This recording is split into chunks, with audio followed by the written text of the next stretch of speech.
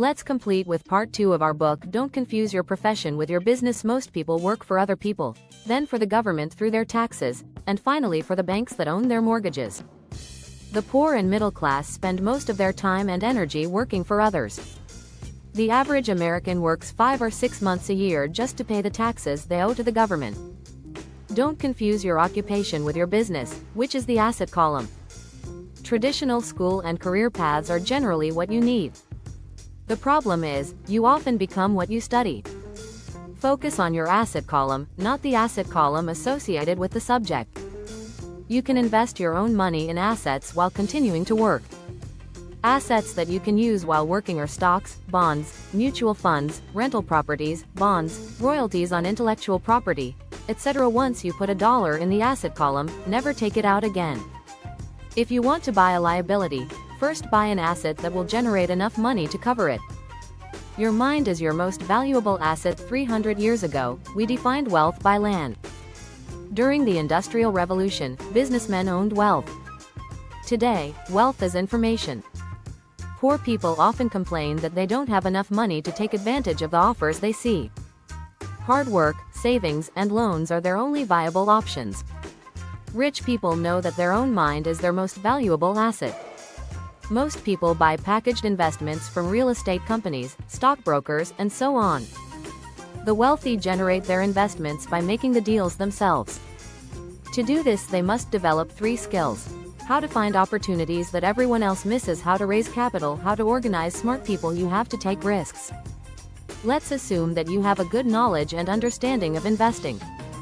In this case, you are no more dangerous than someone who just rolls the dice and prays.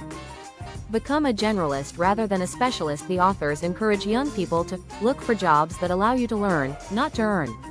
Don't specialize, but learn a little about many things. Specialization is for employability, not for getting rich.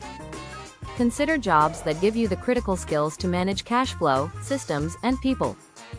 The authors recommend looking for jobs that develop your communication, sales, and marketing skills. These skills are the perfect complement to others, and are all necessary for generating wealth. The asset columns of the financially literate. Robert lists the 5 reasons that even financially literate people may not develop their asset columns. Fear. Specifically, the fear of losing money. People who make money are not afraid to lose it. The rich do not build their wealth steadily through never losing money. They learn how to limit their losses and turn those losses into opportunities. Cynicism. Cynicism comes from unchecked doubt and fear, and it is expensive. A cynic will always have an excuse for why something is impossible. They criticize instead of analyzing. For example, people who don't want to invest in real estate will say, "I don't want to fix toilets." Rich dad would buy a property at a price that would allow him to hire a property manager and maintain positive cash flow. Laziness. Usually, the laziest people are the ones who are busy. People stay busy to avoid problems they don't want to face or avoid the work necessary to develop the ability to become rich. Rich people have a desire that overcomes their laziness. Bad habits. Our lives are more a reflection of our habits than our education. As an overriding rule, the author insists you pay yourself first. Take care of yourself first, physically, mentally, and financially, instead of first paying your boss, tax collector, or landlord. Arrogance. The author defines arrogance as ego plus ignorance. The solution is straightforward: financial education. Train yourself to do each one before moving on to the next. Pay yourself first. If you don't do this, you'll never find something to pay yourself for. This is a big mental shift. Pay your agents well. This includes all professionals you trust. Choose only those professionals who offer a service that will make you money, or save you money, and who will pay you well. This is part of building wealth. Become an Indian giver. The first question of any discerning investor is always, how quickly can I get my money back? Make sure you have a large upside potential while limiting the downside potential. Consider not just the return on investment but also the free assets you will get when you get your money back. Buy luxury assets.